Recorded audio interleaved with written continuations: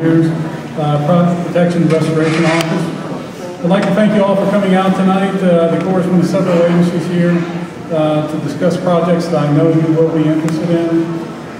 What I'm here to discuss is the new permanent pump stations. They'll be replacing the interim closure structures at the outfall canals near the mouth at the lakefront. And to get along with that, I have some storyboards here I can talk to you about, but I'd like to give you a little background in the ICS, is what we call the interim closure structures. Following Hurricane Katrina, the Corps constructed the interim closure structures near the lakefront at all three canals, and we're showing right here at Orleans, London, and 17. This graphic right here.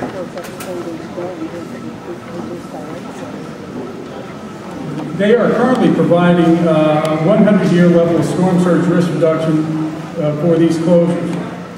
And so what that does, it reduces the risk of a 100-year storm surge coming into the canal and causing damage as we've seen in the past.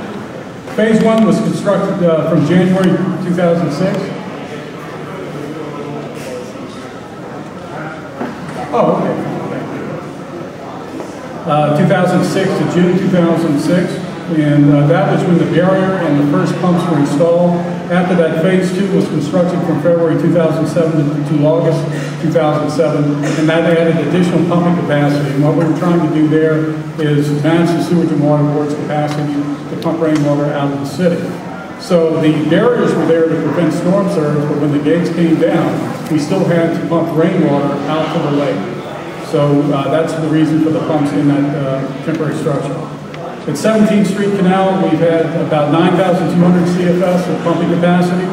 This is in the interim closure structures, what is out there right now. At Orleans, we have 2,200, and in London, we have 5,200 CFS, that's cubic feet per second. The ICSs have successfully operated through tropical weather events such as Hurricane Gustav in 2008, Hurricane Ike in September 2008, and Hurricane Isaac that we just went through in August, September 2012. And that's true for all three canals. Now, Orleans was operated less frequently, but it was operated during Hurricane Isaac. There's a different closing elevation for the lake there, so it's operated less frequently. The ICSs were originally built to have a 5 to 7 year life, and what we're doing right now, we're in a period of intensive maintenance to keep these things going, and we're projected to be able to keep these easily through the construction of new permanent pumps. And that's what I'd like to go to next, and that's why I'm here to give you an update. Today, there was the Corps affirmed the contract award to ECCP joint venture. That's Kiewit Brothers, Trailer Brothers Kiewit, and MR Pittman. This is the award that we had before, and we just affirmed that award today. So you'll be seeing that in the media shortly. The pumping capacity for the new pump stations will be 12,500 CFS, and that's up from 9,200, which is out there now. At Orleans, it'll go to 2,700 CFS, up from 2,200, which is out there now. And in London, 9,000 CFS, up from 52. During the process of development of the RFP, the request for proposal that these designs are based on, we had 9 public meetings, and that was having to do with the individual environmental reports. And we were talking about footprints, which you'll see up here in the purple. That's the construction footprints that were approved through the IER process. And those public meetings started in June 2007, and the last one was 20 May 2009. The project partnership agreement with the state was signed in March 2010 by CPRA with the state at that time, and they are our partners. Now later, as these stations are constructed, they'll be operated probably by a sub-agreement with either the Sewage and Water Board or NTP, much like the Sewage and Water Board. The RFP, we had community involvement. At some of the IER meetings, there was questions about how could we get the community more involved in what the design would look like, because everybody was interested in how we were going to protect the city from this 100-year storm surge risk reduction. And so we had the RFP open so people could actually see the RFP, comment on them, and we would answer the comments. Those that we incorporated, we would let them know, and the ones that we didn't incorporate in these meetings, we would come back to the people that made the comments in public meetings and explain to them why they were not included. After contract award was made in April 2011, there were 2 protests filed. And they've since been addressed through an issuance of an amendment. These amendments were issued and revised proposals for phase 2 competitors for evaluating in accordance with the RFP. In September 2012, the Corps awarded the contract of $62 million to DCCP. Again, that's a joint venture of Kiewit, Trail Growers, and M.R. Pittman. That decision was also protested by 2 of the other competitors.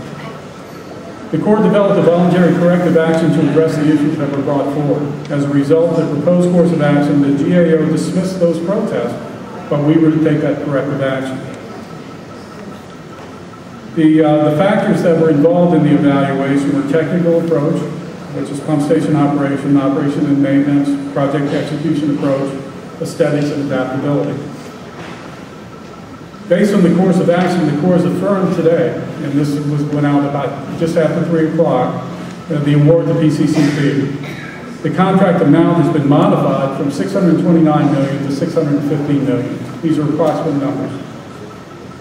The start of construction is anticipated to be fall of this year and expected to take approximately 44 months. The structures will be constructed within the footprints included in the request for proposal, and that's up here again in that blue shaded area. I can't share with you the exact locations right now until we have cleared the protest period, but after that we'll be sharing all the information with you. Prior to start of construction activities, the contractor will be required to document, videotape, photograph all conditions of the roads and driveways and houses and sidewalks, above ground utilities, and the outfall canals of existing structures. So we can document as we go forward if there's any damage that occurs due to the construction. Some of the construction activities and impact that we anticipate are noise, vibration monitoring. We'll be looking at enforcing permissible work hours, and the pile driving must comply with all the requirements and limits in the RFP and also in the municipal code of ordinances for Orleans and Jefferson Parish.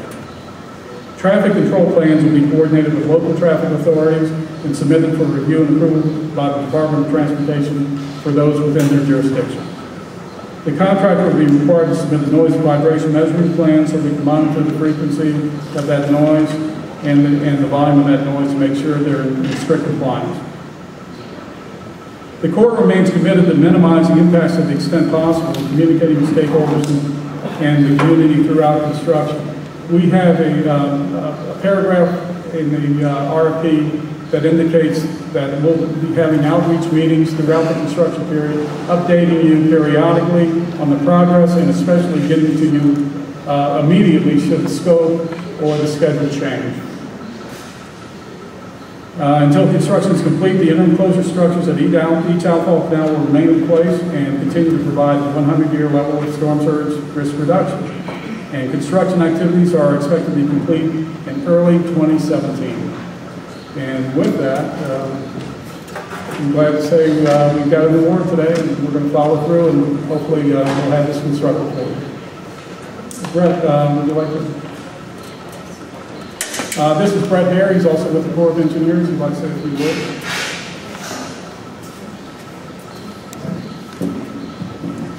Good evening. My name is Brett Hare. I'm a project manager with the Corps of Engineers. I have responsibility for the Lake Pontchartrain Vicinity Project, which is located on the east bank of the Mississippi River. It does include the outfall canals, but that's, given the work that's going on there, that's Dan Bradley's responsibility, but I have responsibility for the rest of the Lake Pontchartrain Vicinity Project. It extends all the way from the Bonnie Carey Spillway in St. Charles Parish down to Carnarvon in St. Bernard Parish. It includes St. Charles Parish, Jefferson, Orleans, and St. Bernard. Given that we're out in Lakeview tonight, I'm just going to say a few words about the status of the work along the New Orleans lakefront. The good news is that basically all the work in this area is finished from a hurricane protection standpoint along the lakefront. We've raised the levees, we've built some small vehicular access gates along Lakeshore Drive, we've built some small flood walls, we replaced the large flood wall along Lake Marina Drive and constructed some large vehicle access gates there as well. So all that work is essentially complete. We had 8 contracts, all those are complete. We do have one ongoing effort, which is from Franklin Avenue east over towards Seabrook. It's about, I think, 3,100 feet. We had an issue or a concern that when the water got to the top of the levees, there might be some seepage occurring underneath that caused us to be slightly below our required factors of safety. And again, water at the top is well beyond the design event for our levees, but in erring on the side of caution, we're going out there and we're driving some sheet piling on the flood side toe of the levee for about 3,100 feet. The cost of the work is about $2 million. Contractor has mobilized to the site and begun driving sheet piling. Probably finished driving sheet piling by the end of the month.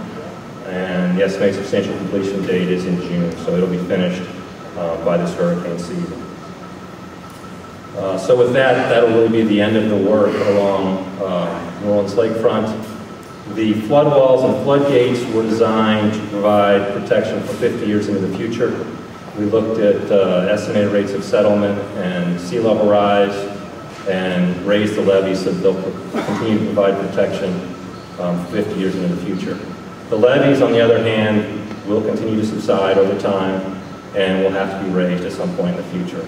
This shouldn't happen for at least 10 years, so hopefully the construction impacts out here we won't have a lot of them in the foreseeable future. I'd also like to briefly mention some of the work we're doing in the IHNC because it's kind of in this area. Two major construction projects on the Industrial Canal, IHNC. The first is the Seabrook Complex, which is on the northern end of the IHNC right by Lake Pontchartrain. This complex consists of a sector gate with 95-foot total opening and 2 vertical lift gates, each with a 50-foot width. Construction of this structure is essentially complete, and we are addressing some final punch list items. In the very near future, we hope to issue our construction completion notice, at which time the responsibility for operation and maintenance will be turned over to the Southeast Louisiana Flood Authority. All right, that's a real quick summary. All this work is being done in response to authorization provided by Congress after Hurricane Katrina. We got a total of about $14 billion to improve the hurricane risk reduction system is what we call it. That includes the work both on the east bank of the Mississippi River and the west bank of the Mississippi River. The ultimate goal is not only to provide higher levels of risk reduction for residents living in these areas, but also to provide certification for the National Flood Insurance Program. Now, we're not the ones that we certify, and the system is being able to provide a 100-year level of risk reduction, but we will provide a report that's furnished to FEMA, and we're hoping to submit that report at the end of this summer. FEMA will then certify the system as providing a 100-year level of risk reduction, and that is used to determine flood insurance rates. And I think they've released some preliminary flood insurance rate maps, which can be found on the internet if you're interested. I think that's really all I have. I know you guys want to ask us some questions, so I'll turn it over to you to start firing away. Thank you. I don't know if this was said earlier, but the Corps has, that's just me talking, right? Okay. The Corps has someone back at their table who can talk to you about your particular property and flood insurance rates based on the levee system evaluation report. And as I understand it, the news is mainly good for the lake area in terms of insurance rates going down instead of in the other direction. Yes. I'll believe that when I see it. All right, so that anyone wants to talk about their particular property, you can go in the back and do that. I have a couple of questions. One is regarding insurance requirements for contractors on Corps projects. I don't know which of you would answer this, but what are your insurance requirements for contractors who work on Corps projects? Tim, do they, it's the bonding process?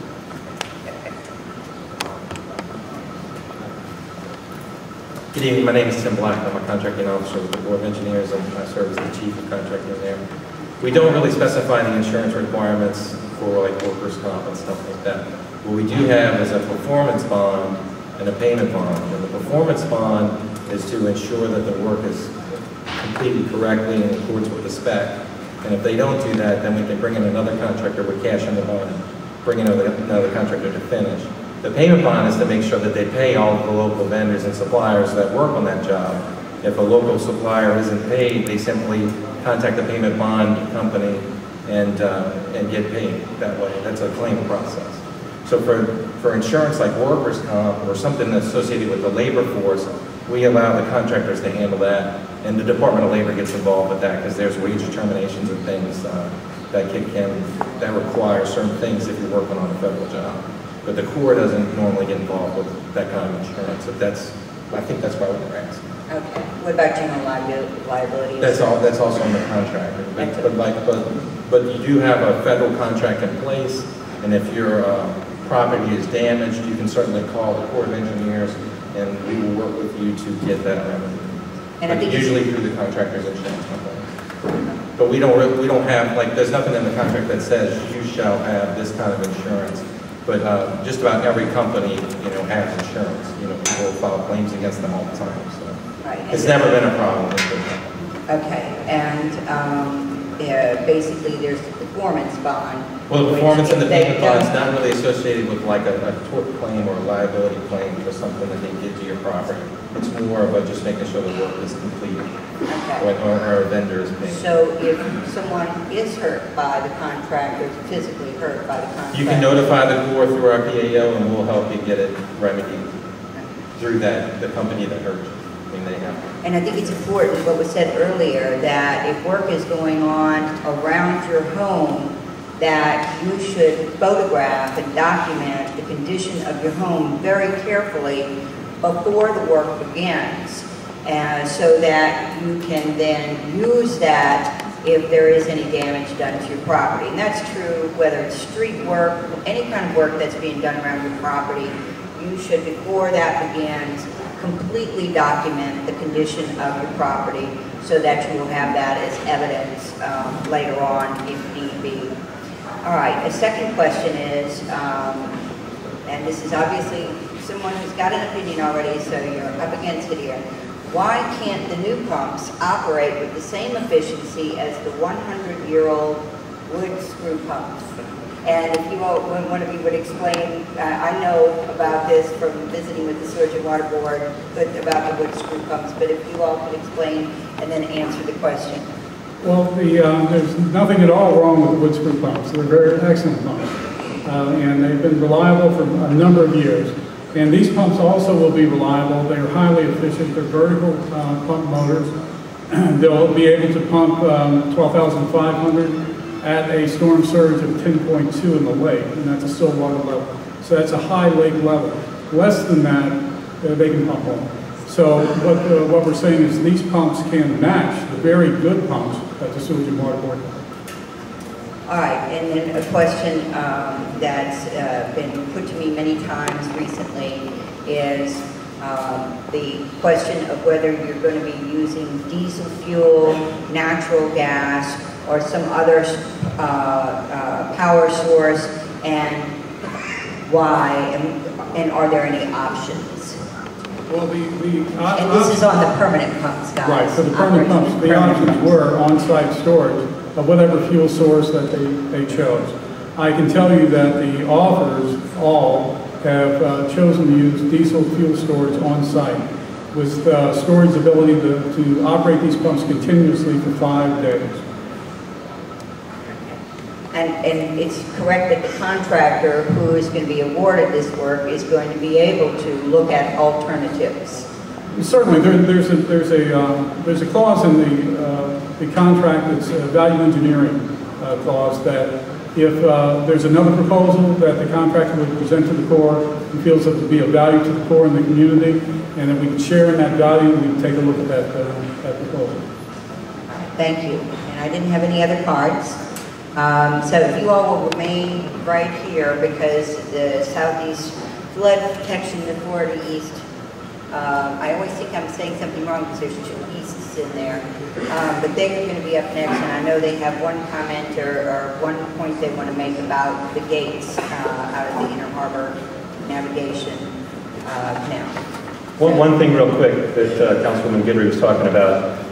If you have concerns about the construction going on in your area, if it's causing undue impacts and you want to complain about it, we do have a construction hotline.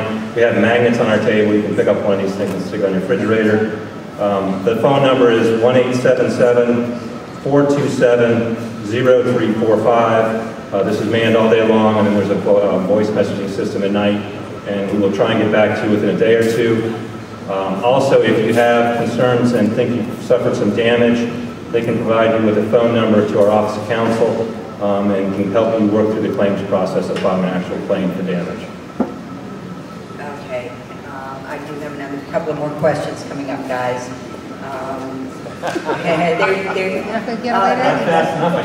Yes, the audience is just getting warmed up. And I haven't had time to read this ahead of time, so it's just going to come out. This one is for the Corps only. Why wasn't the Corps responsible for dredging the shelves on the New Orleans side of the 17th Street Canal and shortening 17 feet to 15 feet on steel beams to protect us because the water went under? I'm not quite sure I understand that. All right, this has to do with dredging of shelves on the New Orleans side of the 17th Street Canal. No familiarity with that? And this apparently is back in the, when it all happened. Okay, all right. If you could, Ms. Lay, if you could read the Corps in the back on that one. This is for the Corps and the Sewerage and Water Board, so we'll see how it goes. Why wasn't the Sewerage and Water Board responsible for the non-maintenance of water bubbling up in the backyard a year before Katrina when they were called out for inspection? Okay, so this is obviously someone who had a problem before Katrina and there was no inspection. And again, this comes down to probably a question that should be asked in the back. We all have our opinions 7.5 years later as to what happened and what could have been done and what wasn't done and what should have been done.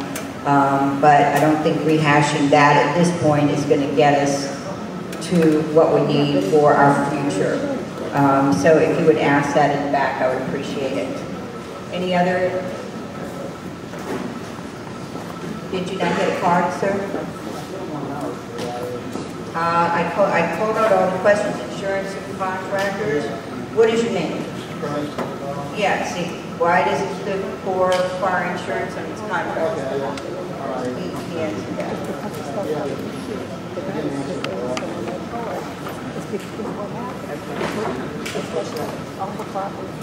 Which levy?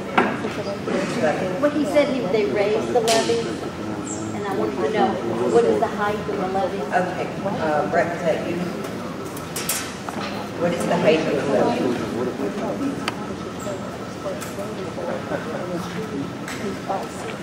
I'd have to check in the back, but I think we raised them up to 19. 19? Plus 19, yeah. All right, we have more. Describe the diesel tanks. Describe the diesel tank park for the West End pumping station.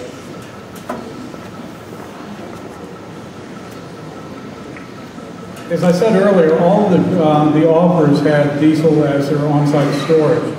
Each one had even though they're similar and they pump the same amount of water, they had similar solutions. And until we clear the possible protest period where the contract could possibly be overturned, I'm not able to share their particular solution with you today. But soon, probably by early May, and we clear that protest period, I'll be able to share the entire solution with you. And let me try to put that in a little more lay terms. These are design build contracts, right? So what the Corps did was put out an RFP, and it had a request for proposals to these big contractors, and it had the scope of the work basically. But it's up to each contractor to come up with the best way to build the pumps and the best way to do the diesel, if it's going to be diesel, or any alternative, it's going to be alternative. So the Corps has perhaps seen what each of these contractors has in mind, made a decision based on what they thought the best plan was, but now there's another time period that must pass where other contractors who were bidding can protest the award of the contract. And until that time period passes, which is how long, 2 months? It's going to be 10 days after the last debriefing. 10 days after the last debriefing, which is something that's coming up. Coming up in a week or so. And then after that time period, the Corps will be able to share with the public more of what is in the winning contractor's bid. I hope, okay, so I hope you guys understood that. It's just a way, that's the way it works with a design-build contract, and then having to give the time period for protest. Okay, the next question. Will construction on the new pumping stations happen at the same time on all three? Again, that's a good question. It's a construction approach that varies slightly between the offers, but you will see activity on all three at the same time. Now, whether it's the exact same activity, it may lag a little bit as crews move from one site to another, but that will be dependent on that solution, and I'll be able to share that with you. Will the West End parking lot be used for, and it says laid down, but what will the West End parking lot be used for to the point that we know that now? I'm not sure if it shows on this one. Yes, it's this area, this triangle area up here at the top is part of that parking lot, and that will be a temporary construction zone, and that will be used for a lay down area. Okay, I'm sorry. Do that again. Can everyone see this? It's kind of hard to see later on when we come up if this is on. You can see this area that extends north from the permanent construction area.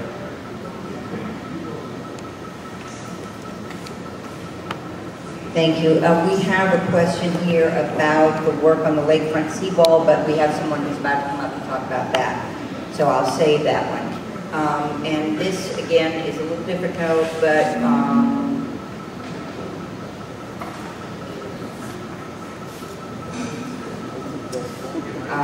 I'm afraid the question is a little difficult. I mean, how will the Corps build a new pumping station? And again, this all comes down to who gets awarded the contract and what their best design is. Am I correct on that? And they're not quite ready to talk about that part of it yet. Although I know over the last number of years, the Corps has had a number of different meetings where they talk about the possibilities of what the station would be like. And why can't the 17th Street Canal be cemented? You mean closed off entirely, closed up entirely? Or cemented? I think possibly they're thinking about maybe the bottom of the canal being like a concrete flume. That would be outside of our authority and appropriations. But what is the bottom of the 17th Street Canal now? I guess clay and silt, basically. Okay. And frankly, what we're learning from the Netherlands, I think, is that it's not good to totally cement, because you want the water to go back into the ground to keep the ground from subsiding. This is all something we're all learning from the last 7.5 years from the Dutch, who have to deal with water throughout their entire country and have done this incredible job of learning how to live with water. And so if you just cement everything, and as soon as the water comes down out the sky, rush it out from your land, then your land is going to subside faster than it otherwise would, because you're taking the liquid out of it. And so as difficult as it is for us in New Orleans to think about living with water, we are, certainly at the government level and at the level of all these folks here who have to deal with it, we are in the learning phase now that indeed we're helping our subsidence happen faster by just pumping the water out, that we should have the water set on the property for a period of time and then get the excess to flow out.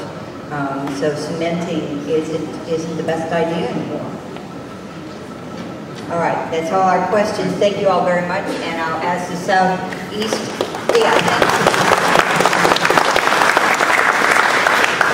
The Southeast, please. Hi, my name is Jerry Gillen. I'm the Executive Director of the Orleans Levee District. I'm here tonight with Bob Turner. He's the Executive Director of the Southeast Louisiana Flood Protection Authority. Thanks for having us tonight. Talk a little bit about the levees and then some of the capital projects that we have at the Orleans Levee District. Right now, our crews are very busy preparing for the high river season, which we're getting some bumps now up and down, and also for the future hurricane season that's coming up shortly, June 1. The levees are in great shape.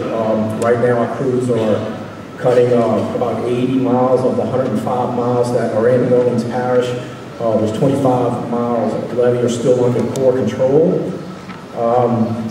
This past year, we've received about a dozen Corps of Engineer projects that have been turned back over to the Orleans Levee District that we're now operating and maintaining. Those are notices of contract completion, and we step in once we're given that letter to continue the operation and maintenance. We're also maintaining all of our 204 floodgates throughout the city and 102 drainage valves that we have to also close during a hurricane and sometimes a high river. Some of the future projects that we're looking forward to seeing from the Corps, they talked earlier about the Seabrook and IHC surge barriers. Seabrook may be turned over to us pretty soon, and I think the IHC is still on hold. They're working through some of the issues, and hopefully those will be turned over to us probably after hurricane season. Our inspection effort has really gotten a whole lot more rigorous after Katrina. We now do quarterly inspections that's mandated by the state. These are very lengthy. Our crews have to walk all these 105 miles, make reports, remediation action reports every quarter, and they're submitted up to the CPRA, the state. We also do an annual inspection with the Corps. And those have been very favorable, so everything again looks really good for the Orleans Levee District levees. This past year we had Hurricane Isaac. Again, we had some of those new features turned over to us, new floodgates. Everything worked great. We were able to close everything, button everything up for Isaac in a timely fashion, so we really have no issues to date on any of that. Talk a little bit about some of the lakefront projects that are going on, capital improvement. As you know, Lakeshore Drive is closed a lot, and this is due to all these little northerners fronts that are coming through, even as late as now, that are overtopping, the waves are overtopping Lake Pontchartrain onto the backside of the seawall, which is just turning up all the dirt and just placing it all over Lakeshore Drive. It's a lot of clay. It's very slippery until it dries out, and seems like as soon as we clean it up, here comes another northern front or a tropical storm, and we start all over again. And this is really taking a lot of effort of our people away from the levees. So we have a project that is under construction now. You'll see some activity going on now. It's roughly from Landry's Restaurant to just past the existing Mardi Gras Plaza that's out there now. It's about 3,100 linear feet, $3.6 million project. We're going to concrete cap from behind Lakeshore Drive, pile supported, to behind the seawall. This with some elevation. It's going to be arched a bit, kind of give us some elevation from the seawall steps that we've lost over the years. As the waves come in, anything that gets over top will drain back into Lakeshore Drive, and will go out into the lake. Anything that doesn't can just flow back into the lake. We're also going to put a continuous vinyl sheet pile wall behind the last step, the top step of the seawall. That's going to prevent all underneath erosion and all erosion coming through the seawall joints. All the monoliths, they'll be sealed, but this is also another backup measure we're doing, because once we put concrete on this area, it's going to stay like that for a long time. Some of the improvements we're going to make, we're going to place those little blue light poles when you first go through West End. We're going to continue that every 100 feet along the seawall. So we're going to make it look really nice.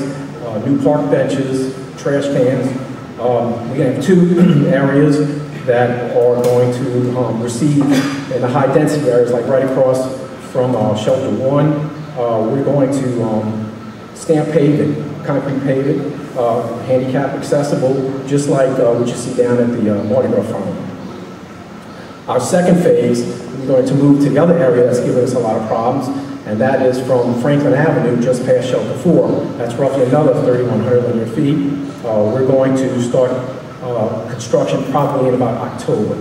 So as soon as this one ends, it's a 10-month project, should be ending sometime in November and December, and the other one should be starting about that time.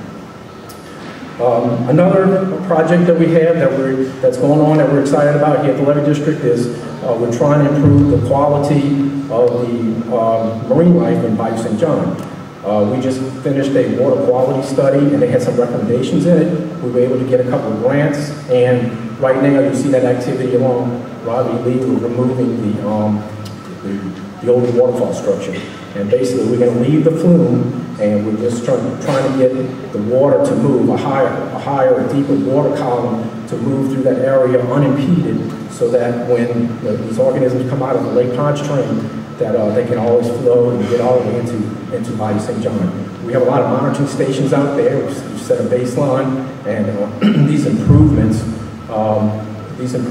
we'll also get to monitor and see how much benefit we have by doing this.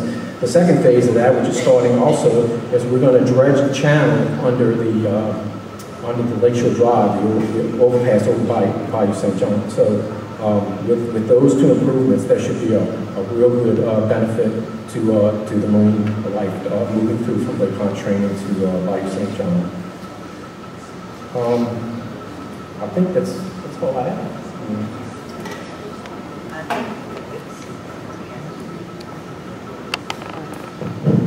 I've been asked to turn this off when I'm not using it to save the battery, so then I forget. Thanks, Jerry. That's a lot of exciting stuff on Lakeshore Drive, and there's going to be the non-flood assets, as I affectionately call them, Non-Flood Protection Asset Management Authority is going to be up in a little while and talk about even more activity on Lakeshore Drive, and they've also been working with the flood assets on some of this.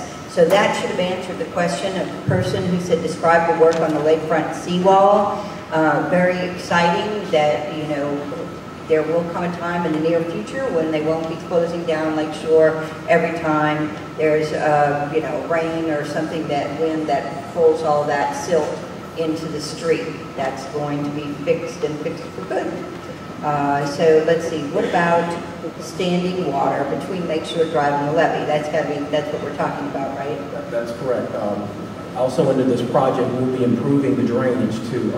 We'll be replacing all the drainage, so that should also help the situation, because the parks right there from between Lakeshore Drive and the levee do drain onto Lakeshore Drive into the lake. So we're going to do some improvements also with the drainage well before we concrete cap everything. We have to make sure everything's in place.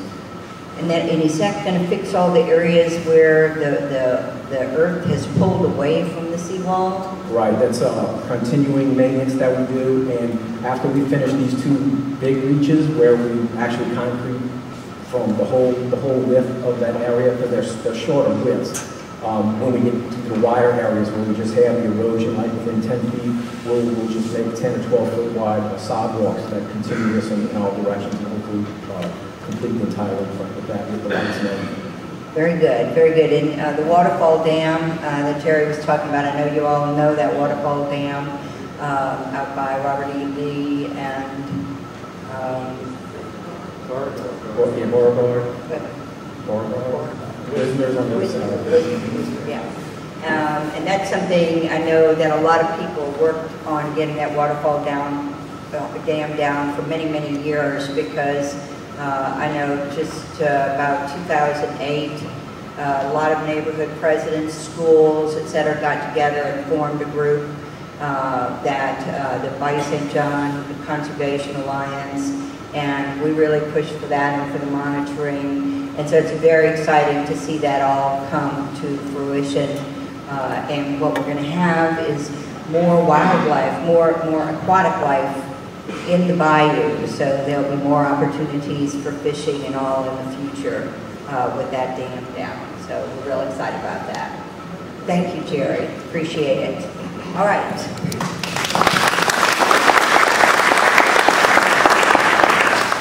The next is the Department of Public Works. We have Colonel Mark Jernigan, who's the Director of the Department of Public Works. And the Regional Planning Commission may also want to come on up here and be available. Regional Planning Commission, oh my gosh, those are the guys who plopped that new building down on West End Boulevard when we were all going, wow, how could they have done that so fast after the storm? And if you've ever been in there, it's futuristic. You can look at these huge screens along the wall, and it's traffic coming and going from all around the area that they can monitor. And the Regional Planning Commission makes so many things happen for us, not only in New Orleans, but in the parishes all surrounding us. They bring people together, they bring the dollars in from the federal government and the state, and they're really an incredible group. So we'll ask you all to go ahead. It's mainly the Department of Public Works, but the Regional Planning Commission is going to join in on some of it. Okay, thanks, Councilmember Guidry. My name is Mark Jernigan, and I'm the Director of Public Works for the City of New Orleans. I've got some of my staff in the back at our table. Everybody's waving their hands in case you got specific questions about your favorite pothole or your favorite street or street light or sign. What I want to do starting off, and I'm going to do a tag team with the Regional Planning Commission here. We've rehearsed this very well. But what I want to do is start off by giving you a little bit of a quick overview of the Department of Public Works and what falls within our responsibility to kind of give you a perspective on things. My annual operating budget is $15.2 million. I've got about 140 employees. We have responsibility for over 1,500 miles of city streets, 460 signalized intersections, approximately 130 signalized school zones, 75,000 signs, 65,000 catch basins, 1,200 miles of small drain lines, 48,000 manholes, 79 traffic safety cameras, approximately 4,100 metered parking spots in the public right-of-way, approximately 51,000 street lights, and 149 bridges. So to summarize, street lights, streets, signals, and signs, 4 S's. So I'm gonna start with street lights because I know that's probably number 1 on everybody's list. Every day I have 20 crews that are deployed citywide repairing street lights. I've got about $10 million in community development block grant funding budgeted just for street light repairs. That's the good news. The sort of not so good news with this funding is it comes with restrictions. What these restrictions mean is I can come out, I can do a major construction job, I can do everything except for replace the light bulb in the street light. I can't pick up any street lights that get knocked down by cars, and we have one of those that gets knocked down every day. So I need general funds to supplement that, and I have limited general funds to do those type of actions. Citywide, right now, I'm tracking about 4,300 street light outages. If you were here with me about a month ago for the Lakeview neighborhood meeting, I was talking about 6,000. So today we're talking about 4,300. So we are making progress, and this is down from about 8,000 starting at the beginning of the year. So let's talk about the lake area neighborhoods. Right now, of those 4,300 approximate streetlight outages, about 500 are in one of the lake area neighborhoods. So far this year, we fixed about 5,500 streetlight outages. But these are moving targets. We fix about 500 to 600 streetlight outages every week. But about 200 to 300 streetlights break or go out every week. So it's a constant battle to keep up. So I can give you snapshots in time, but I can't give you exact numbers because guaranteed tonight we will fix streetlights and streetlights will go out. One of the other initiatives we're trying to do with the streetlight program is just not go back into the neighborhoods and do a change out light bulb, same type of light for same type of light. Just like in your house, your light bulbs, you got to switch them out from time to time because they just go out. The conventional street lights we have in place in the city have a design life between 2 and 3 years. So what that means is every 2 to 3 years, I've got to come out and fix, change out the light bulb. What we're doing at this point is instead of coming out and replacing that conventional light bulb with another one, we are converting those lights to LEDs. And the way you can kind of tell the difference between a conventional light and an LED is you look at the quality of light. The LED light is a lot wider light, which means that it appears to cast off a lot more light when we make the replacement. And if you compare them side by side, the conventional light, in a lot of cases, will have a yellow hue, where an LED will have a very white light hue. One of the reasons we're doing this is because the design life of an LED is 5 to 7 years as opposed to 2 to 3 years. And it also uses, on average about 30% less power. So we're increasing the reliability, we're increasing the illumination, and we're saving energy. Right now, just to kind of give you kind of snapshot of where we are, starting this year, since the beginning of the year, we've installed over 3,600 LEDs citywide. Right now in the city, if you were to drive around and doing a survey, and we do a survey of all the street lights in the city constantly to check outages, there's about 6,600 LEDs in the city, which is about 13% of our inventory. Our target goal, our stretch goal for this year is to get, pretty close to 20%, and I think we're on track to do that. A lot of people wonder, okay, that's great, but what about my street light? What about me?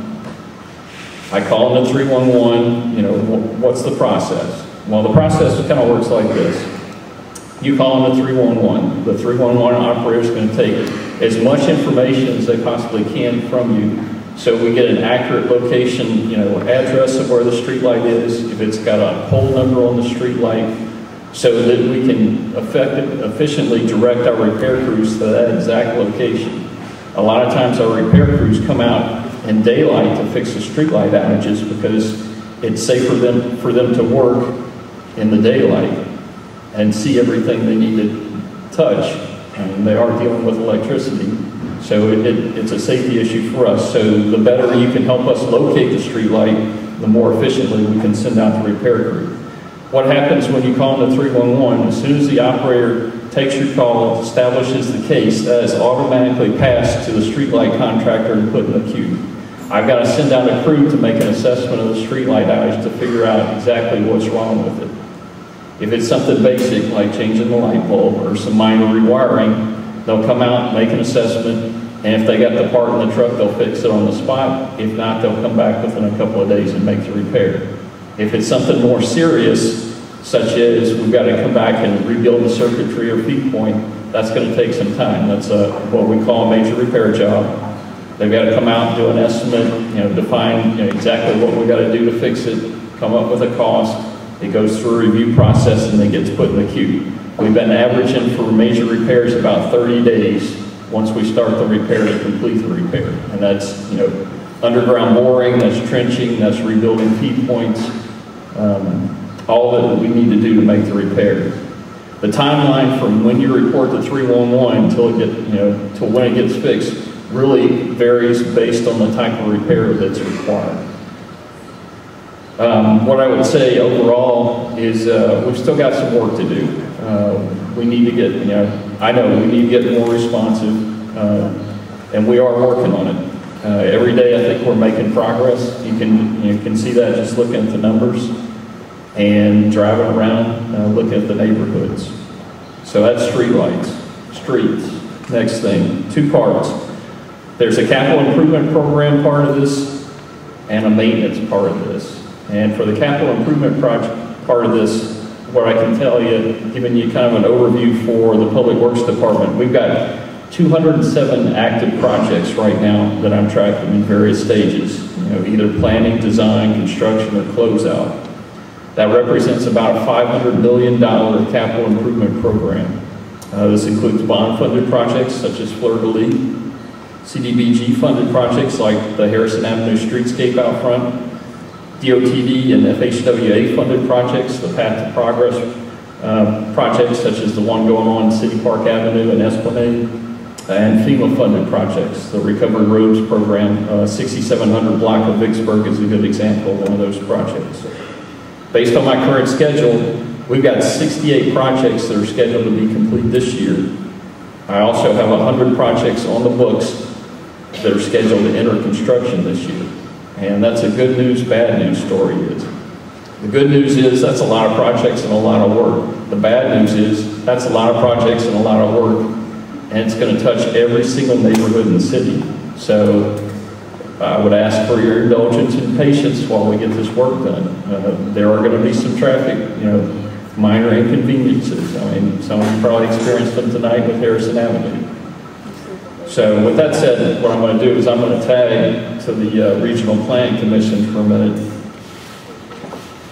I'm Lindsay Connor with the Regional Planning Commission, and we are the people in that alien spaceship building that looked like it landed at the end of West End. Most importantly, I'm also a Lakeview resident, so I'm with you, I hear you. The Regional Planning Commission has authority on the federal aid network of streets, which is not the local streets, it's the more major roads, and we have a map in the back that shows which roads we're responsible for.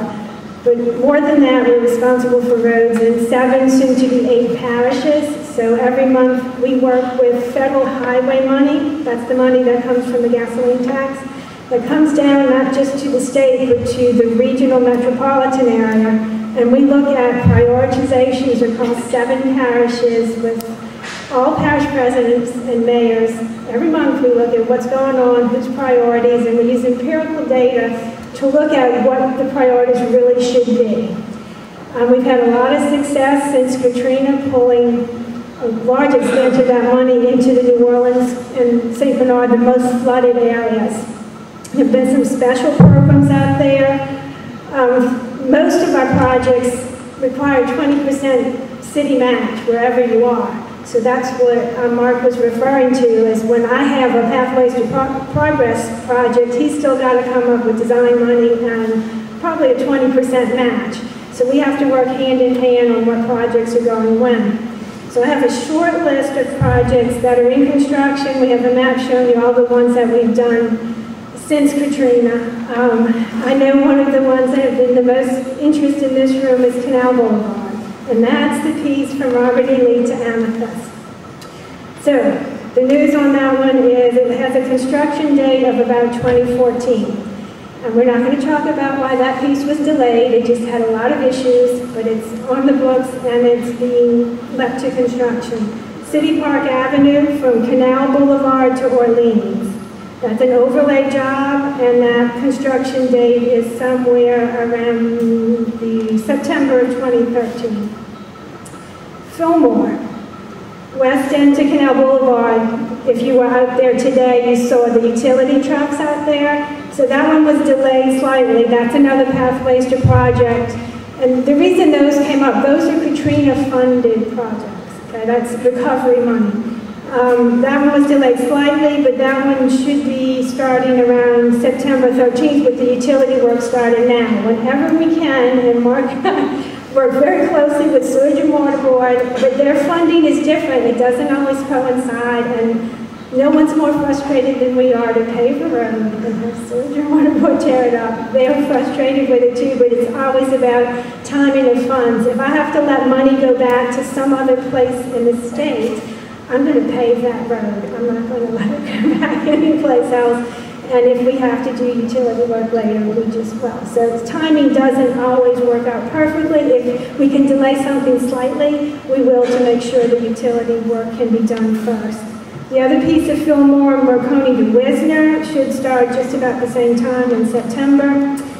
And here's your favorite, Fleur de Lis, 30th to Old Hammond Highway. Now, we can go through the first two phases of Fleur de Lis, but that second phase we were able to do with 100% stimulus funding. And there's all kinds of criteria for these projects you have to meet, because our job is to go look at federal monies that might be available and what can we fit into that and go get that money, not just for Louisiana, but for the greater New Orleans area. And we were able to get that middle part of Fleur de Lis into the stimulus money, which meant the city didn't have to come up with a 20% match for that one, so they could take it and put it to other projects and use it for whatever they needed within public works. We were not able to get the third phase into that, so now it'll be a regular urban job, 80% federal, 20% city, and it is in final plan and slotted for December 2013. Best I could do, Freddie. You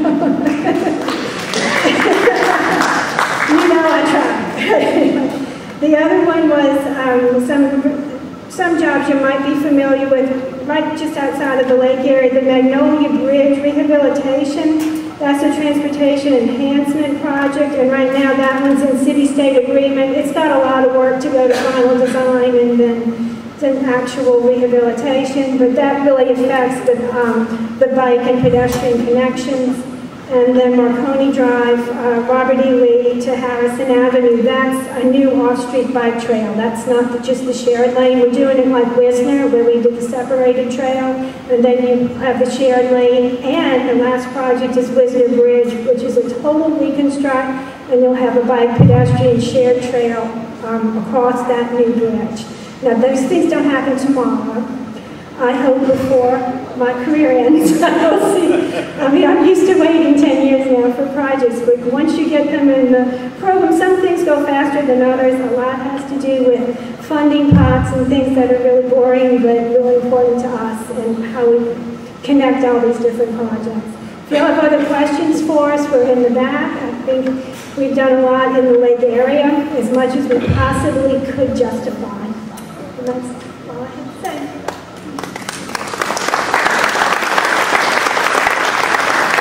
Okay, I'm back on the hot seat now. Just for those of you who are curious about the Harrison Avenue Streetscape project, this is a CDBG funded project. It started construction last month, $4 million project. It's scheduled for completion in the November-December timeframe, depending on weather and how we're going. The RPC talked a little bit about part of the capital projects program for DPW. I want to talk about the other significant part, which is the Recovery Roads program. This is the FEMA-funded part of the capital improvements project. It's part of a larger citywide multi-year infrastructure repair and recovery effort funded by FEMA. The intent behind the program is really to restore roads and sidewalks in the city to their pre-Katrina condition. Only damage directly attributed to Hurricane Katrina, as determined by FEMA, is eligible for repair under this program. This is not your typical street capital improvement program. It's not a total reconstruction of the street in almost all cases. It's not a rehabilitation where we come out and take the old pavement off and put new pavement on. In most of the cases, this is, on some blocks you'll get full pavement, some blocks you'll get portions of the pavement, some blocks you'll get sidewalks, some blocks you'll get a combination thereof. This program is being managed on a neighborhood-by-neighborhood basis, and this process started back in 2010. A joint team from FEMA, the state, and the city did a citywide storm damage assessment of all the neighborhoods all 75 neighborhoods in the city. About 35,000 points or locations were identified as eligible for repair under this program. FEMA put together a total of 54 what they call project worksheets that kind of listed out the eligible damage. Some of the project worksheets combine neighborhoods just because of the size and proximity of the neighborhoods and type of damage. Starting this year, we had 35 of those 54 project worksheets funding obligated, i.e., funding from FEMA and the bank. They've been through the entire process. That represented over $200 million of funding. An additional 19 project worksheets are going through the process, in the process of getting approved by FEMA and funding obligated. There is a program website, Recovery Roads at NOLA.gov. That's Recovery Roads at NOLA.gov. If you go to that website, it'll give you the option to pull up a tab. You can go to your particular neighborhood, your block.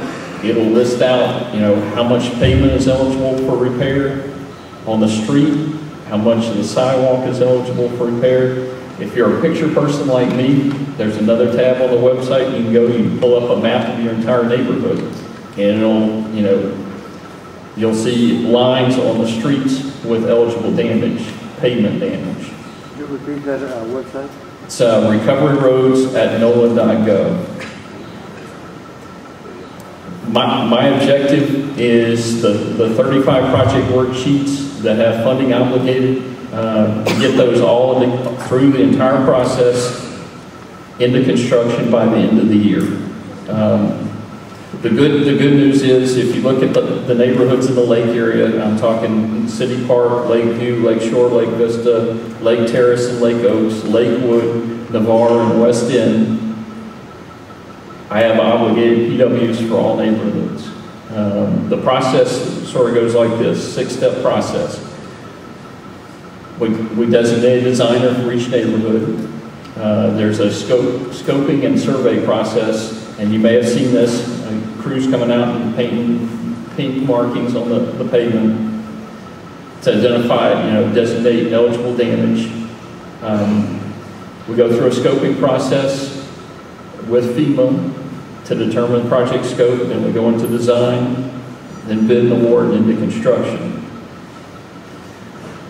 Coordination is really the key to success here, and we talked a little bit about how the city coordinates things with the Regional Planning Commission. Really the key to success on this program is my coordination with the Sewage and Water Board,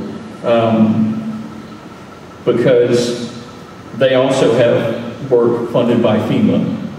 So the ideal scenario is we're going to take, we're going to do what sewer line repairs they have, eligible, that work, what water line work they have eligible, and then do the paving work after that. So at the end of the day, we're going to try to maximize the amount of new paving you see on the streets, and also do it smartly. So we, start from the deepest line, the sewer line, work up to the water line, and then the pavement at the end. So we don't get into a scenario where we, pave a street and then come back and do water lines. Before the construction starts, what my department will do, we will schedule a neighborhood community meeting with you before we start turning dirt to explain exactly what we're going to do, what the scope of the project is, how long it's going to be, what streets are going to get touched, who the contractor is, and what you can expect to see during construction. So that's a due outline on my department, and we'll set that up as we get closer to construction, a little bit further along in the process. And fact sheets, if you're interested in what's going on in your particular neighborhood, where it's at in the process, we have fact sheets for each of those neighborhoods at the back. If you look at the total value of estimated repairs, we're talking about $41.6 million worth of work in just the neighborhoods I mentioned. Some neighborhoods have more work, some neighborhoods have less. It's really a function of how much damage was sustained and what was determined to be eligible by FEMA. So that is street capital improvements. I want to kind of close with street maintenance, because I realize I've driven around this area enough to know that the streets are not in great shape. So here's where we're at. As far as general funding for, the pothole killer truck coming out and filling potholes, I have very limited funding to do that. I won't say I don't have any funding, but it's pretty close at this stage. We had about $1.3 million in community development block grant funding allocated this year for street maintenance. Unfortunately, with that comes the restrictions, the constraints that go along with that type of funding. I can only do work using that type of funding in areas that are eligible. So it kind of depends on where you live. It's determined by census and demographics and income information as far as what areas are eligible. I also have an in-house staff. I wish I had more. We've got about 10 employees that are responsible for maintaining the streets in the city. To date, we've filled about 15,000 potholes in the city, and I also do catch basin clean. We've cleaned about 1,100 catch basins. I also have responsibility for alleyway maintenance. I know that's also a big issue. Right now, I don't have the equipment to do that. The grader that I would use to maintain the alleyways is in the shop. The latest estimate I've got for it coming out is July 1st. If it comes out July 1st, we'll have a party and we'll start that very day getting to work, because I know there's a lot of work out there. And I think 4 S's, so I've covered street lights,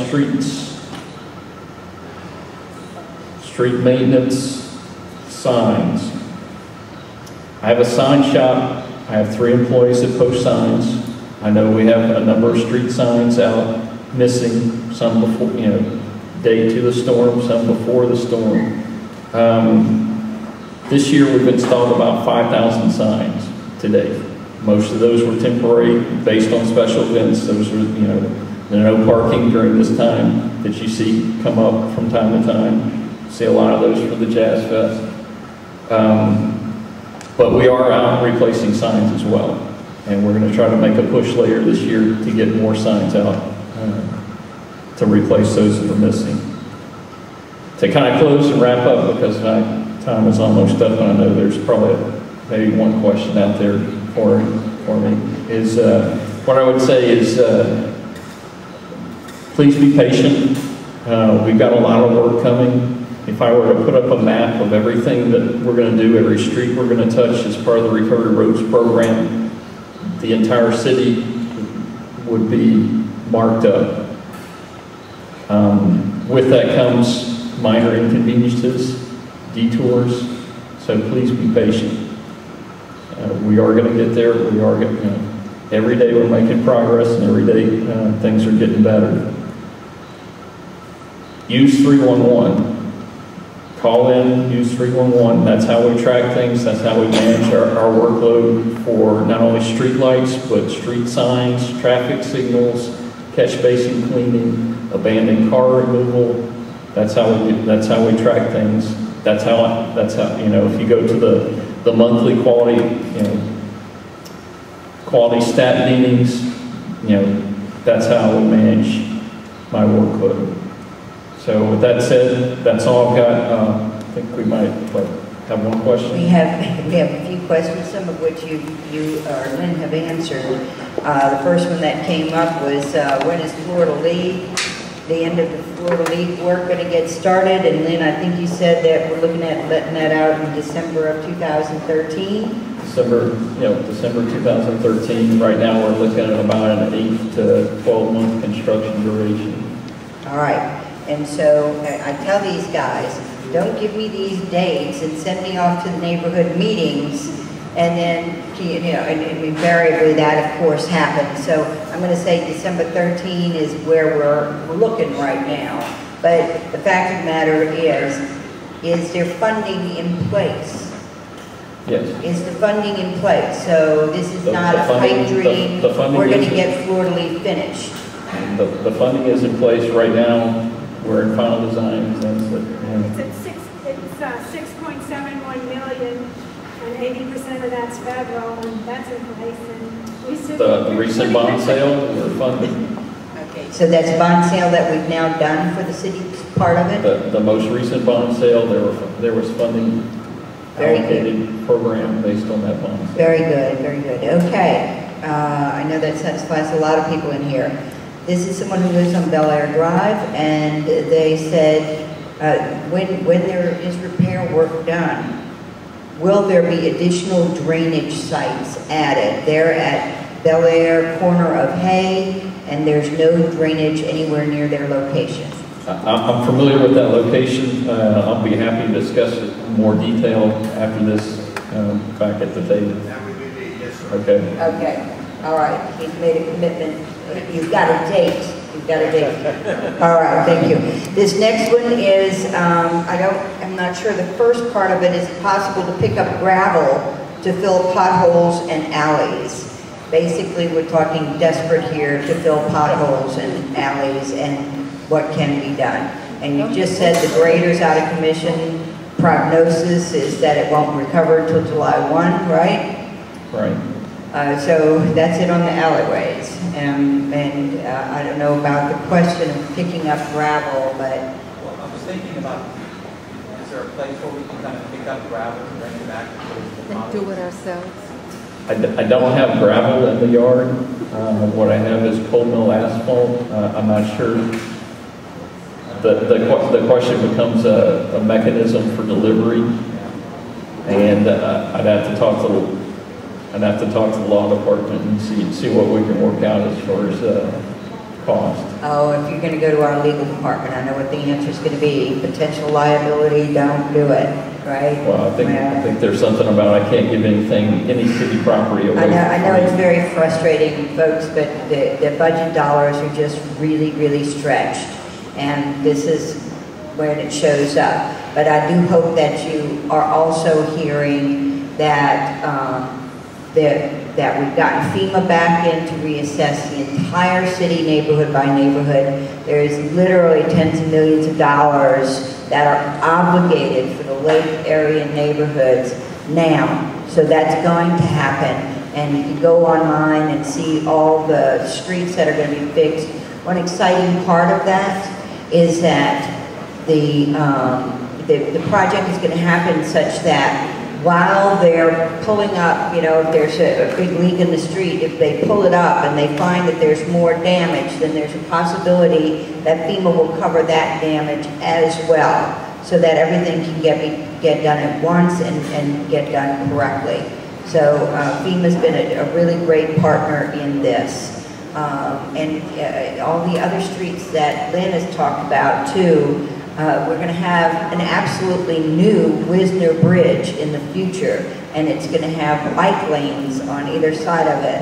So connecting up with the existing bike lanes. Fillmore Avenue, City Park Avenue is underway right now. The pedestrian bridge at Magnolia Garden Bridge across Bayou St. John. Just so many good things going on here. I'm going to say this card because I don't want them to think I'm passing them up, but I think we've answered the question all through this conversation. When are the streets going to be fixed in our area? If you haven't heard that yet, then I suggest you go back to the Department of Public Works back there, because they'll have the FEMA information, and that's going to get a lot of small street issues fixed, which we could not have otherwise done within our budget, because small streets is strictly coming out of your taxpayer dollars, just on a regular basis, or they have to do a bond sale. So we can get these big streets fixed, and we've gotten so many of them fixed. I've got a list of about 10 of them here in our area. But those big streets we can get fixed with federal dollars, sometimes with state dollars, whatever. But the small streets, this is really an incredible opportunity that we have to partner with FEMA to get a lot of our small streets fixed that we otherwise wouldn't be able to afford to do. This is a good one. When will the dip on the north side of the levee at West End be fixed? Lake Marina Drive. have funds been allocated? And this is one we get in our office all the time. Is this West Roadway? Okay, this is West Roadway From, yes, the big dip. I believe this project was funded by the bond sale that just recently happened. Okay. It's about $385,000 worth of work. Wow. One of the things we're looking at right now, though, is in conjunction with that repair, I believe there's a sewage and water board water line repair job in that area based on the staff. And I talked a little bit, kind of very briefly, about the coordination that is going on between my department and the sewage and water board. But part of that coordination means that I want to make sure that the water line work is done and the pavement that is associated with that water line replacement is paid for by FEMA, not my bond fund money. So part of that process is working through FEMA to make sure that we got everything straight so I can maximize the amount of payment we do and also make sure I spend my limited resources wisely. What's the status? We've got to work through the process and make sure that we've got funding in place on the sewage and water board side to get their water line replacement job done first, because I don't want to pay and then come back and have a water line replacement. So it sounds like this is still a negotiation that's underway? Well, we've got to get the paperwork straight because we don't want to put any of the FEMA funding in jeopardy before we can start the actual project. Okay, so I know that's definitely not the best answer to hear, but we've had a lot of good answers tonight, a couple of them that are a little hard to take. That is one of them, but I could just say stay in touch with our office. We'll keep pushing on it. I mean, that's on my radar because I know we've got funding program based on the bond set to do that work. Okay. But I want to make sure that it is coordinated so we can do it right. All right, and Stanley Cohn is here. Hey, Stanley, how you doing?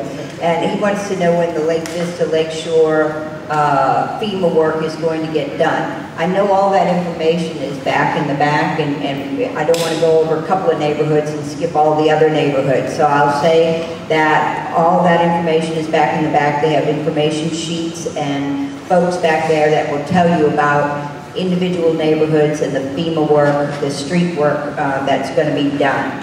So let me wrap this up because we're getting a few minutes behind, which is really much better than I anticipated tonight. Thank you all very much. I really appreciate it. And next we're going to have capital projects. And again, Cedric Grant couldn't be with us tonight, so Vince Smith, I called you his lieutenant. Is that a good referral there? Or what is been called worse. Yeah, I know, but I apologize for that. It's okay. What is your job title? And then go ahead. Well, good evening, Councilwoman. Good evening, everyone. My name is Vince Smith. I am Director of Capital Projects. So Lieutenant is fine with me. I'm here tonight to give you a quick update on the Vernon Brown Gym.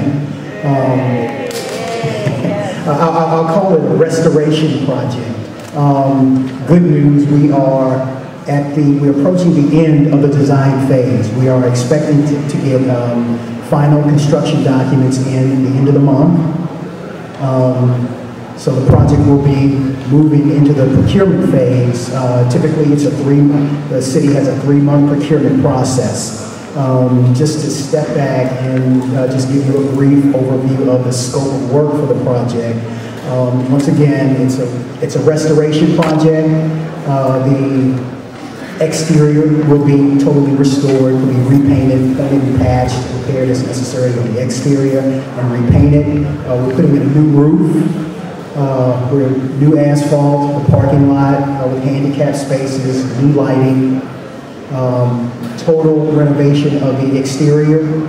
We're going to do code upgrades. We're going to upgrade all of the mechanical, electrical, and plumbing systems, new gym floors, new floors throughout the building, new suspended ceilings, brand new HVAC system, total renovation of the interior, ADA upgrades to the restroom. So it's a complete restoration of the gym. Once again, design documents begin the end of the month. So the bedrooms will be under construction by August of this year. It is a 6-month project, so it looks like we'll be complete, I'm going to say, probably late February, March of next year. Project will be done, so we're really excited that we're finally at this point, finally moving the project forward, moving into construction, and actually, Vernon Brown will be the first. We're turning over to Nord 3 brand new community centers this summer. Next year, we're turning over 4 community centers, and Vernon Brown will be the first one that we turn over to Nord. So we're real excited that it's our way of participating in Node for Life. Giving our youth recreational opportunities throughout the city. And thank you for your patience, and we look forward to breaking ground, getting the project moving, and getting it done. Thank you. Okay, thank you very much, Vince. I know that the people out here have been waiting so patiently and sometimes somewhat impatiently on Vernon Brown, and I think one thing that needs to be explained is that post-Katrina, Vernon Brown became used as basically a storehouse for Nord materials. So that is part of the reason why this renovation didn't happen sooner. Not the big reason, is because unfortunately for those of us out here, it was chosen as the site to store a lot of things that Nord needed to store that they had lost the space to store through the storm, because of the storm. And so until they could move those things to another location, that hampered the renovation of Vernon Brown. Very frustrating, but the fact of the matter is that's about to end, and we're going to have that indoor facility again soon. So thank you very much. Thank you. All right, next we have the Sewage and Water Board. Oh, yeah, Marcia St. Martin, and yeah, I'm sure. I mean, he's campaigning, right? So, but he wasn't, yes. Oh, okay, folks in the back, we really appreciate y'all going to see the representatives in the back, but if you can keep it down as much as, if you could talk low, speak lowly, that would be great. All right, I know you all know Marcia St. Martin. She's the head of the Sewage and Water Board, and she also has some good news for us tonight. Hi, good evening. I'm Marcia St. Martin with the Sewage and Water Board. Our team tonight includes representatives from customer service as well as our environmental affairs group. So please visit our table in the rear. As the councilmember indicated, we have some very good news. We have a map in the rear of the room that describes all the work that's going to be executed under FEMA, under Sewage and Water Board's funds, the work we're coordinating with the Department of Public Works, the work that's being funded through other federal programs, the work that's going to be executed on every sewer pump station, drainage pump station, electrical feeder, every one of the Sewage and Water Board's assets within this neighborhood. It's a little too lengthy to go through all of them, so we asked the council member, could we put on a map? So we have a map that's available that should answer all of your questions about the work that is scheduled. If you have time to visit the table relative to Environmental Affairs Department, one of the things we're trying to encourage folks is the proper disposal of fats and greases. You know, we love to fry turkeys, and we love to have a nice outdoor seafood event. But sometimes, as a community, we make the decision to dispose of that material into the storm drain system or into the sanitary sewer system, and it clogs. and we have sewer backups as well as problems with water and water quality. So if you take some time to visit, Ann Wilson, who's part of our team, has an excellent display and some great handouts and some recommendations of how to properly dispose of those kinds of materials so that it doesn't impact your community, our community, it doesn't impact the assets of the Sturgeon Water Board. But then I'm prepared to answer questions.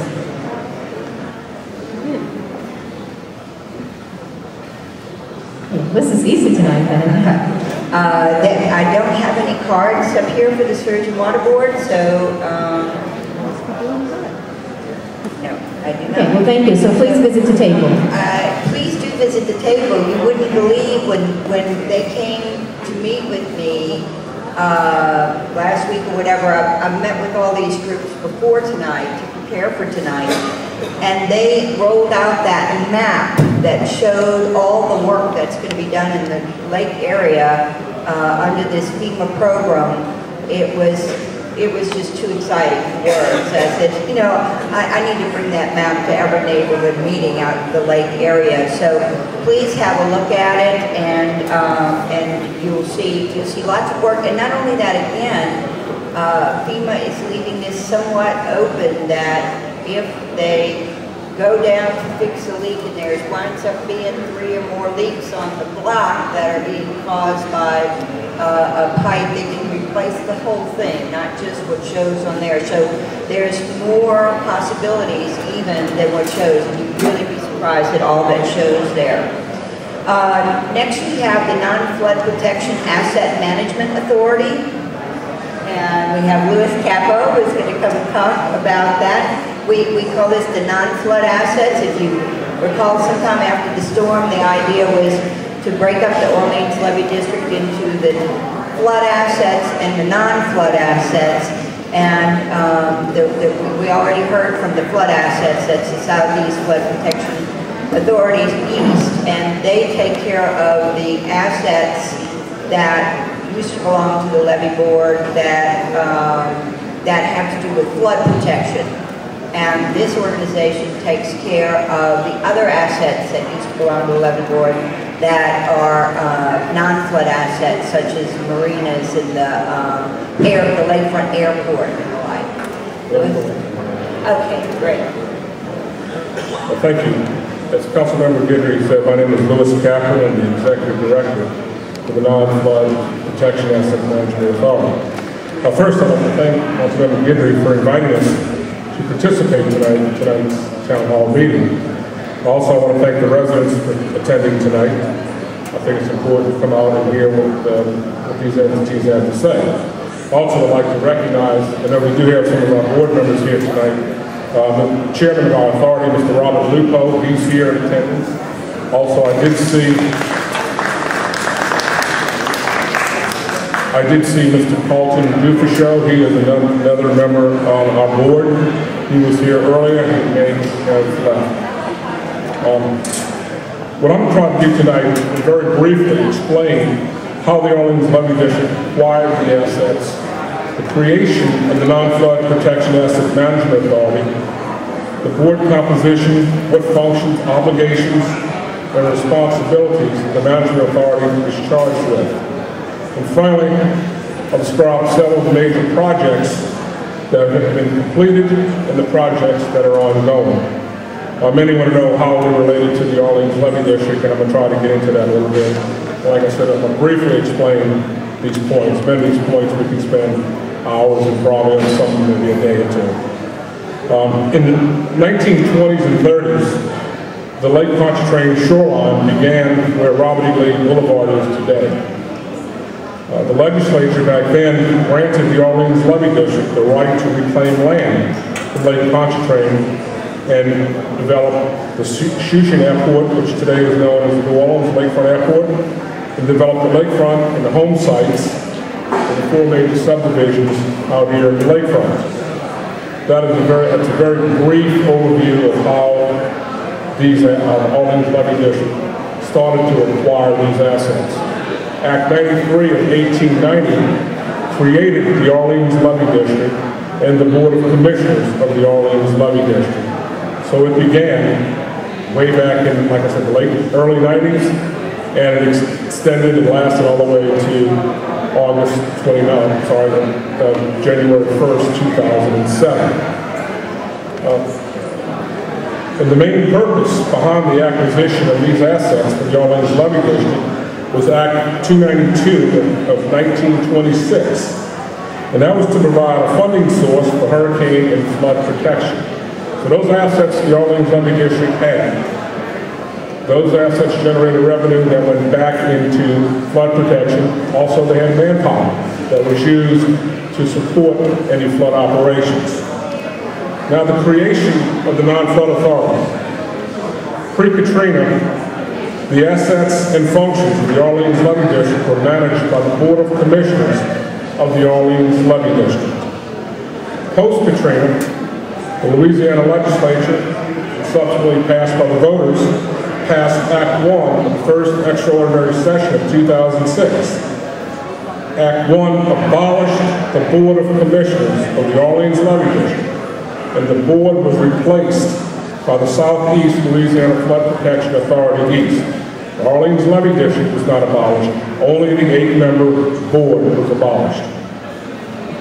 Act 1 went one step further and divided the Orleans Levee District's assets, functions, management, and control into the flood division and the non-flood division. Act 1 also placed the non-flood division along with the management and control of the assets under the Governor's Office of the Division Administration. In a minute, I'll name all those assets that were placed under Division Administration. The non-flood assets remained under the control and management of the Division Administration from January 1st, 2007 until August 15th, 2010. Also during that time period and currently, the non-flood division receives no state funding, no local funding, and manages the assets itself, revenue generating funds. Moving forward now, in the regular session of 2010, the legislature passed Act 1014 and subsequently created what we know now as the Non-Flood Protection Asset Management Authority. Also, Act 1014 transferred the management and control of non-flood assets from the Division of Administration to the Management Authority. So what you have the Orleans Levee Districts, the district owning the assets, but you have two different management authorities over different assets and functions. The Flood Division manages everything that deals with hurricane and flood protection, the levees, the floodgates, the valves. The non-flood management authority manages the Orleans Levee District's real estate holdings and performs other functions that are not flood related. Our board is composed of 14 members, some of which represent the lakefront associations, and many live in the lakefront area. Our duties, responsibilities are to maintain these assets for public use, produce revenues from the assets for the maintenance and operations, and produce revenues that can be used for flood protection if there is any excess.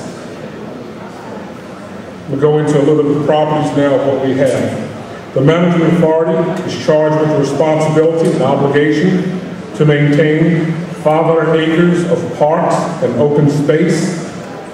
Lakeshore Drive is a public park, and it's 5.2 miles long.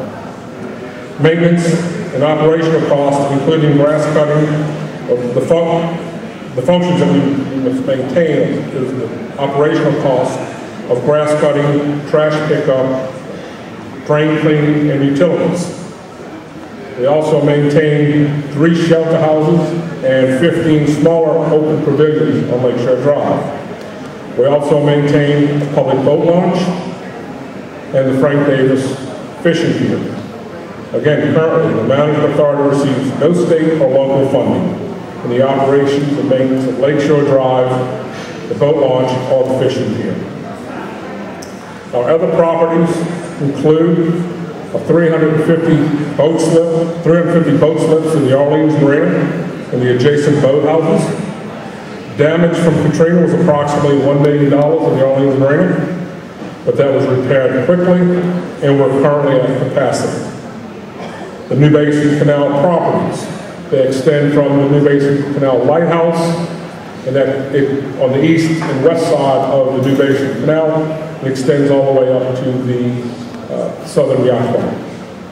I think the main point stressed on the New Basin Canal is that we have 2 new restaurants that are under development on Lakeshore Drive. I don't know if anyone has seen those.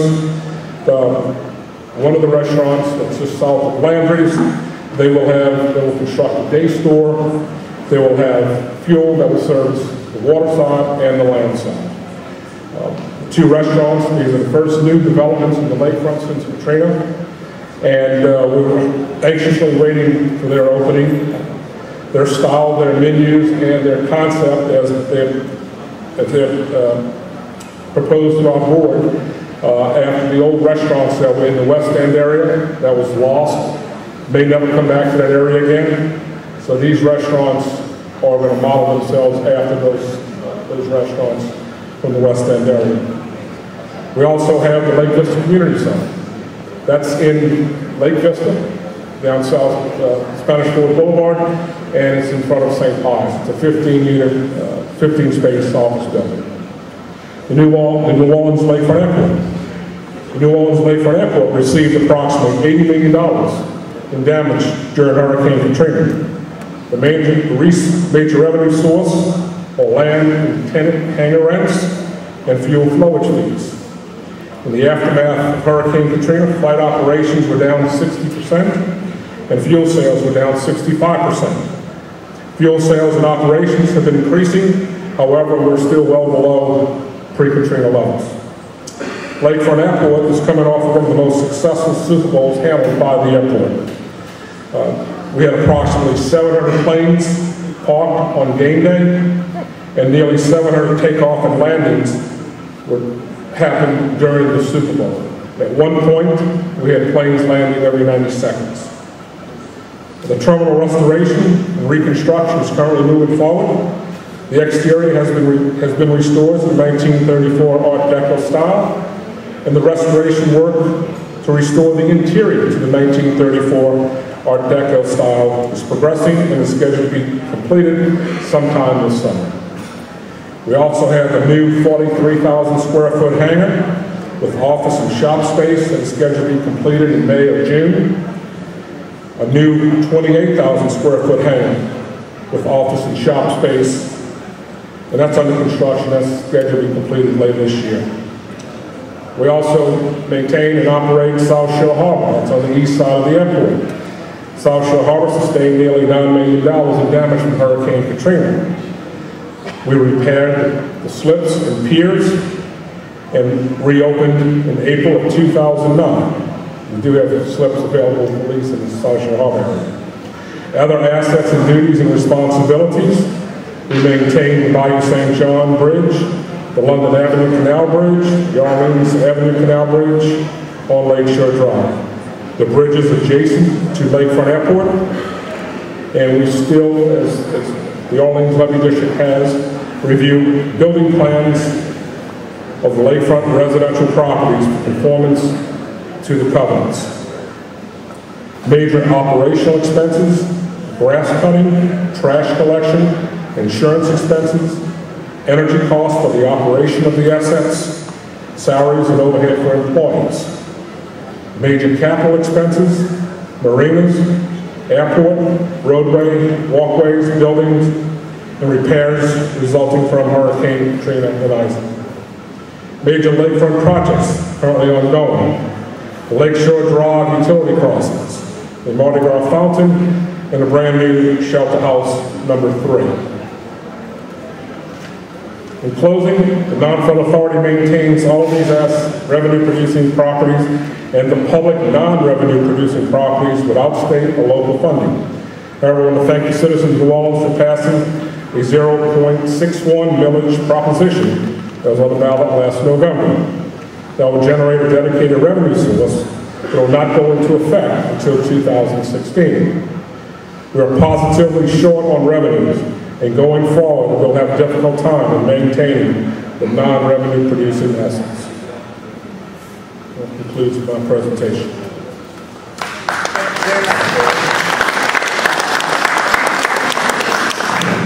Thank you, and I want to thank the Board of the Non-Flood Assets. They've had a really, really difficult job. Robert Lupo is back there, runs the show, and it's been a really difficult job because, you know, after the storm, they said, okay, let's split up the Orleans Levee Board and have the flood assets and the non-flood assets, but then, whoops. How are you going to fund the non-flood assets when the slips aren't rentable and the marinas aren't working, the airport's not working, all the things that were bringing in the revenue aren't up and running. And so that is the difficulty that they've had to deal with, and I appreciate the flood assets working with them on that, and the voters voting to fund them as they had been funded previously, but that won't start till 2016, right? So we've got this funding gap in here that we're going to have to be dealing with. The questions we have here, South Shore Harbor, a slip renter wants to know, what are the plans for the casino? The old casino site? Yes. Currently, right now, there are some issues with providing flood protection for that building. We're also looking into whether that building is structurally sound. As you know, if you're a resident or voter in South Shore Harbor, we've had to remove the point building. That building was, when it was built, it was below base flood elevation at the time. So was the front building. But we are assessing structural needs of that building and see whatever use that building can be put in use for. And there aren't any plans presently for a casino to come back there? No. No plans for that. And I want to stress that you talked about that the utilities along Lakeshore Drive, the electricity and the utilities for the bathrooms, for the shelters and all that work's being done right now, is that correct? The let me step back. Why the utilities were removed from Lakeshore Drive. All right. Prior to Hurricane Katrina, all the utilities, the water, electric, and sewer, penetrated and went through the center of the levees. With Katrina, the new core guidelines, nothing can penetrate the center of the levees. Everything must go over. And we need core approval, we need the Department of Transportation, and we need the flood sides approval. So those utilities were cut in 2006. The non-flood division at the time, we were working with FEMA and the Department of Highway. We repaired all the lighting and the shelters along Lakeshore Drive. All that has been repaired in 2000. I think it was 2009, 2010. Like I said, nothing can penetrate the interior of the levees. We went back and forth a number of years. Who was going to fund the reestablishment of those utilities? The utilities cost in the neighborhood of $1.2 million, maybe a little bit more. The Orleans Levee District non-flood division did not have it. The flood division did not have it. Eventually, the Corps stepped up and they provided the funding to restore those utilities, and that is what's taking place today. You may see them out there, they're grubbing the top of levees, they're putting in the conduit and the chases in the levees. So that's what's being done today. At the same time, those lights have been off for 4 years, 3 years, three years, in some cases 4 and some others. We have asked the contractor to put together a proposal and do an analysis of those lights because those lights have not been turned on, to assess the conditions of those lights, and of the lines, the electrical lines that feed those lights. Like I said, everything was repaired post-Katrina, but the utilities have not been restored. The utilities are still not quite there yet. They're still moving forward. But we're having the contractor assess the conditions of the lighting that's in place right now. We have close to 980 light poles along 5.2 miles of Lakeshore Drive. So we're really looking forward to getting those back on again, and we want to thank the Corps because I know when I came into office, their position was still at that time that although they require all the utilities to be cut, so that they wouldn't go under the levy anymore, that they were not responsible for paying to get those utilities back on again, to get the work done, to get them back on again. And we really appreciate that over this time period, they decided that their policy would provide for payment of that, and as a result, we'll all soon be on Lake Shore at nighttime lit up. Also, I just wanted to also mention again the fountain, right? The Mardi Gras fountain, yes. The Mardi Gras fountain work. That's under retailing now also. The contract has been let. You may see some work around Mardi Gras fountain right now. That should, I think, is scheduled to be completed sometime at the end of this year. Very good. And a totally new shelter? Shelter number 3 is a brand new shelter. Many of you may or may not know where Shelter 3 was originally located. It was on the north side and the west side of Bayou St. John. You can barely see it from Lake Shore Drive. It was when the Corps, after Katrina started raising the levees, that shelter was in the footprint of the toe of the levee. They demolished that levee, had to be removed. The Corps has now stepped up and they're going to pay for us to relocate that levee, relocate that shelter house. And that shelter house is going to be just east of Franklin Avenue. Very good. Thank you very much. We really appreciate it. We have one more question about boathouses, but I'm pretty sure that the next speaker is one to answer that question. So next we have the New Orleans Municipal Yacht Harbor Management Corporation. This is Taylor Casey, the Executive Director. And he's going to tell you about the work, the management corps. You're going to tell him what you guys are, start with that, how you came about, what area you have responsibility for, and then the project. Okay. Thank you very much, Councilmember Guidry. I appreciate you including us in your program this evening, and know that you all had a lot of information thrown at you. As brief as possible. The Municipal Yacht Harbor Management Corporation is a public benefit corporation under the umbrella of the City of New Orleans. And we are responsible for the portion of West End that is not under the jurisdiction of the non-flood assets of the levee board. Basically, the area where West End Park is, the Municipal Yacht Harbor, the outer harbor, what's been referred to as the outer harbor over the years, and the area where the restaurants used to be, where the parking lot area was for the restaurants, and the restaurants that were on the extension of the 17th Street Canal. That kind of sums up our area. We're also responsible for the area where the fishing pier was and the public boat launch on Breakwater Drive. The boathouses on Breakwater Drive and off Roadway are in our jurisdiction, and those are long-term ground leases that we administer for the city.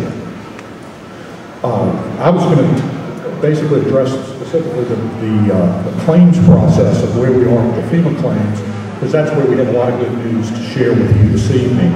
But first off, the Municipal Yacht Harbor Management Corporation, in addition to the area that we manage, we do not receive any funding from the city's operating budget or from any state funding as well. So we are dependent on self-generated funds, and currently we are living on reserves to fund our operations. But we do have an annual shortfall because of the condition of the harbor. That's really the cash generator for the Yacht Harbor Corporation. But things are getting much better, and the claim with FEMA is being resolved. It's now valued at about $10 million. The notice to proceed has been issued to Seisler Architects like 3 weeks ago, and that's for the repair project of the Yacht Harbor, for the detailed construction and repair plans. It's anticipated that the plans will be complete at the end of this calendar year, such that it will be bid in early 2014, and that the first phase, which will be the east side of the harbor, will be completed by the end of the third quarter of 2014. And then the west side, play musical boats. We basically keep the boats. We have about 140 boats in the harbor currently, and that those boats will be moved to the east side, while the west side and the north pier will be renovated, and that will go into 2015. The You all have noticed that a lot of work has taken place in West End Park. The paving has been completed of sidewalks that were damaged as a result of Katrina. The shelters have been repainted, and street lights remain to be completed, but those would fall under the Department of Public Works and their funding with Community Development Block Grant funding. The boat launch and fishing pier area is also under renovation as a result of the FEMA claim from Katrina, as well as additional damage that was done during Isaac. The fishing pier has received a change of location approval from FEMA, and a coastal use permit has been applied for with the Department of Natural Resources. It's anticipated that the coastal use permit will be received in about 30 days. Then the notice to proceed with detailed construction plans will then be able to be issued by the Capital Projects Department, which the Capital Projects Department of the city is the manager of all of the FEMA claims in the West End area. Unfortunately, with the boat launch, the Katrina claim was denied. There was additional damage with Isaac, and there is a claim that will be filed that is actually being assembled currently for the Isaac damage. In addition to that, our board is also looking at alternate financing, alternate financing for the reconstruction of the boat launch. And it did have to close after Isaac as a result of the fact that there was no wooden piers, no boards left on the wooden piers. But that's, I want to be brief, just give you a summary of where we are with the claims. Good news is things are moving forward, and we're going to get slips back at the West End. Thank you, Taylor. Appreciate it. And at this stage, so a minute longer, I have one question. Actually, you and I, maybe I would wind up answering it. And I realize it could have applied to the non-flood assets, because they have a marina also. And, excuse me, as does the Municipal Yacht Harbor. The question, well, let me just get to this question first. What is the status of the boathouse lease extensions approved by the prior council? You want to try that, or you want me to try it?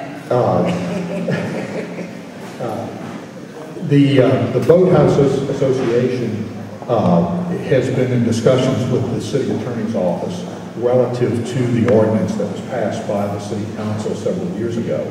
And this is the extension of the lease. The current leases go through 2030 for the most part. Most people have a lease that goes through 2030. Some people did not exercise that lease, the 2030 lease.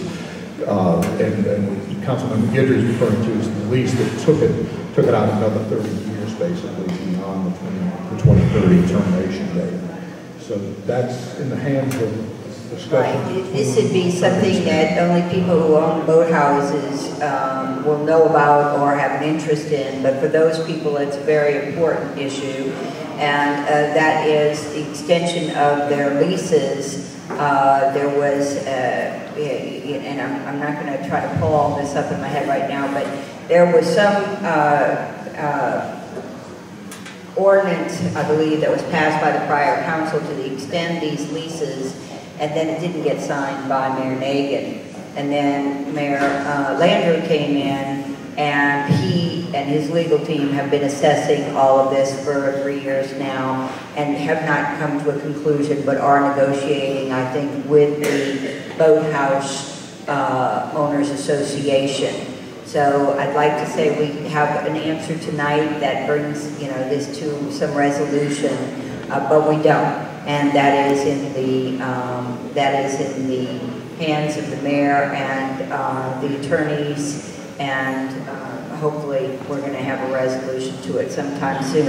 I've certainly encouraged the administration to come to a resolution of this, but I can't make them do it. So that's the status of that. And then I'd just like to just point out a couple of things that Taylor said. One was that the fishing pier, it was determined that the fishing pier, the direction that it went in was east-west, right? To the west of Breakwater Drive. To the west of Breakwater Drive. That really wasn't the best way to build that pier for fishing. And so the Yacht Harbor Management Corporation went to FEMA and said, when we rebuild this with the FEMA funding, can we build it north-south? Because we've learned that that's better for fishing purposes. And it was a long, hard struggle, came down to the last minute, but FEMA finally agreed. So when that fishing pier gets built back, which will be soon, it'll be built back better than it was before. Also, the boat launch, as Taylor mentioned, we couldn't get any FEMA funding for that from Katrina because it was already in the bad state, pre-Katrina, that it was in post-Katrina. But there had been some other damage that occurred to it during Isaac that was documented. And so we're going to get some assistance on redoing that boat launch. And did you say that we have any projected date on that? We are looking at some alternate funding. In fact, we have a tentative meeting set up with the Louisiana Department of Wildlife and Fisheries in several weeks to discuss some alternate funding that they have through fishing license funds as well as boat registration funds. Very good. Thank you very much, Taylor. Appreciate it. And guys, yes. I believe we're actually going to finish later. I envisioned this going to 8:30 tonight.